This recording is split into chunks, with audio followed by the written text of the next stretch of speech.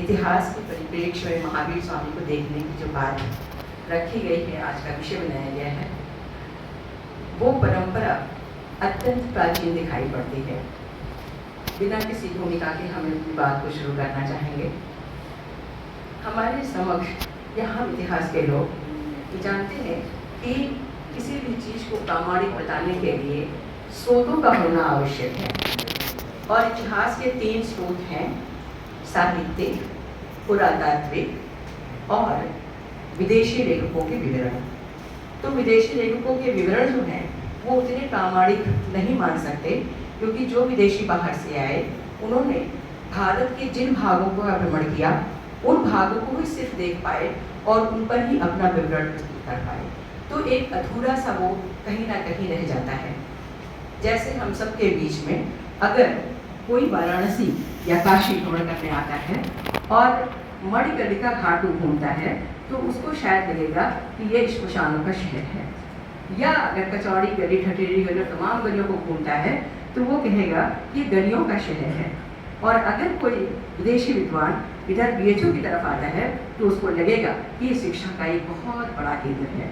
तो इस तरह का एक एक कोना, एक एक अंश का जो वर्णन वो करते हैं वो संपूर्ण रूप से उपस्थित नहीं हो पाता। ऐसे ही साहित्यिक साक्ष्यों की अगर हम बात करें तो उसमें भी है जो अतिशयोक्ति, अतिरंजनाएं मिल जाती हैं, या कहीं ना कहीं जो लेखक होता है वो पार्शियल हो जाता है। लेकिन पुरातात्विक सामग्री, पुरातात्विक स्रोत ऐसे हैं जो अपने मूल स्वरूप में उपस्थित हैं, उसमें कोई छेड़छाड़ नहीं है।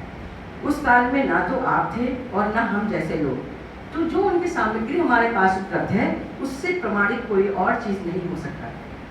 जो पुरातात्विक सामग्री है उसके अंतर्गत 2 चीज़ें आती हैं, एक तो अभिलेख और दूसरा मुद्राशास्त्र और तीसरा स्मारक, जो हमारे समक्ष उपस्थित हैं अपने मूल रूप में।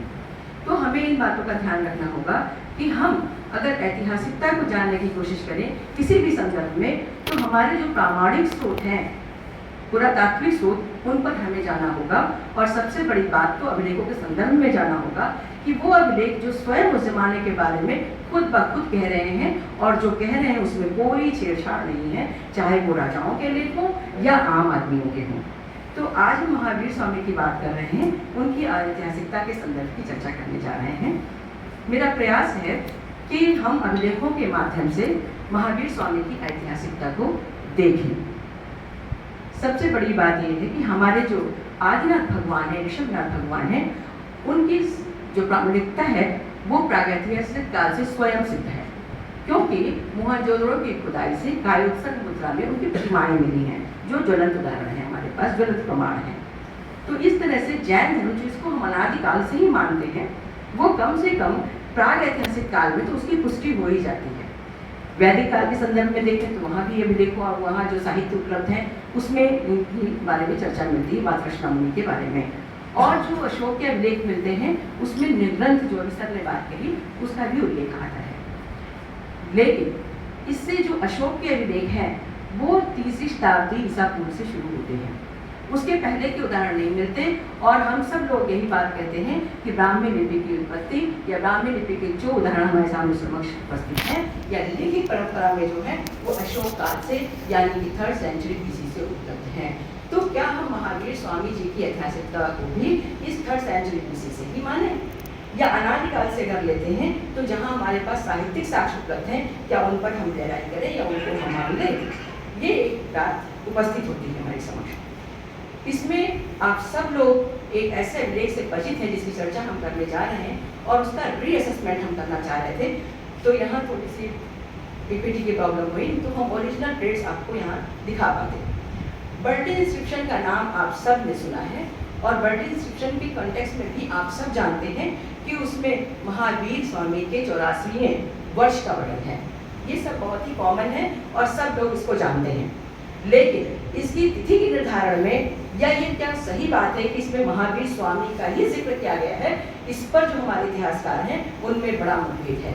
उसी विवादग्रस्त बात को आज हम आपके सामने रखना चाहते हैं और उसकी पुष्टि भी करना चाहते हैं कि वास्तव में इसमें जो वर्णन आया है, जो सबसे प्राचीनतम अभिलेख है हमारे भारतवर्ष का, उसमें क्या महावीर स्वामी का वास्तव में उल्लेख है अथवा नहीं, जिसको अब तक हम लोग बर्डी अभिलेख को प्रामाणिक तौर पर सिद्ध करते आ रहे हैं।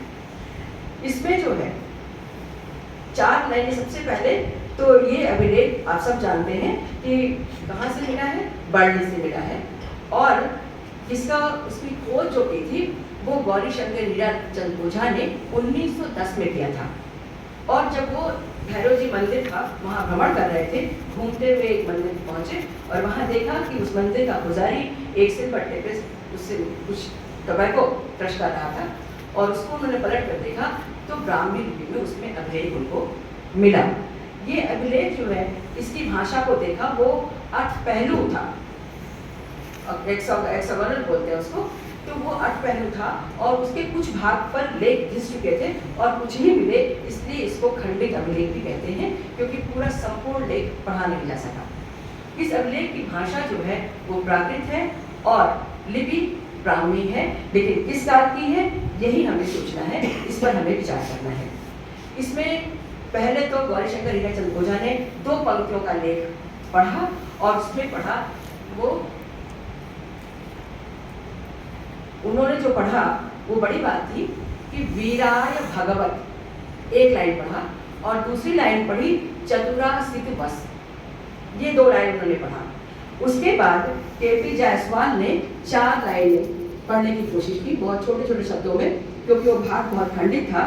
तो उन्होंने पहला भाग पढ़ा वीराय भगवते, और दूसरा पढ़ा चतुरासिति वसे, तीसरा पढ़ा शांति मालिनी, और चौथा शब्द पढ़ा मझिमिके। अब इसमें बहुत सारी चर्चाएं हैं। डीसी सरकार जो बहुत बड़े महान एपिग्राफिस्ट माने जाते हैं, उन्होंने इस लाइन को और ज़्यादा पढ़ा, कुछ और जोड़ने की कोशिश की उसमें। तो उन्होंने पढ़ा कि ये वीराय नहीं, दिक्कत बस यहीं पर है, ये वीराय नहीं, ये सिद्धम भगवत लिखा हुआ है। और दूसरा पढ़ा कि ये थव चतुरसित वव लिखा हुआ है, वसे नहीं। तीसरी लाइन पढ़ी काय शाला मालिनी, और चौथी लाइन पढ़ी रम निशिथम मझमिके, ये लाइन उन्होंने पढ़ा। अब यहाँ पर तमाम बातें शुरू हुई। पहला जो शब्द इसका है, जिसको वीराय पढ़ा केपी जायसवाल साहब ने और वीराय पढ़ा ओझा जी ने, लेकिन डीसी सरकार जो महान एपिग्राफिस्ट माने जाते हैं, पैलोग्राफिस्ट माने जाते हैं, उन्होंने कहा कि ये वी शब्द नहीं है, ये यहाँ पर धम शब्द है।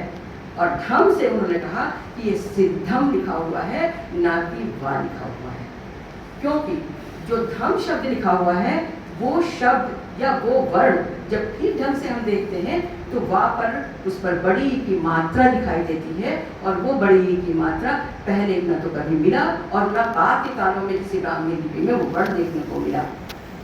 लेकिन डीसी सरकार ने इसी वजह से कहा कि ये वी शब्द नहीं है, ये धम है, और धम के पहले वाला वर्ण जहाँ पर अस्पष्ट था, जो भाग घुटा हुआ था, उसको कुछ लोगों ने कहा कि ये डैश स्ट्रोक है, सीधी रेखा लगी है, और कुछ लोगों ने उसको नहीं माना कि यहाँ कुछ भी नहीं है।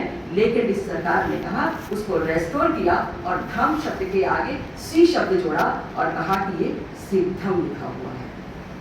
अब ये बहुत बड़ी बात हो गई, ये सिद्धम राय भगवते पढ़ा, ना कि वीराय भगवते पढ़ा। 2 बातें हुई।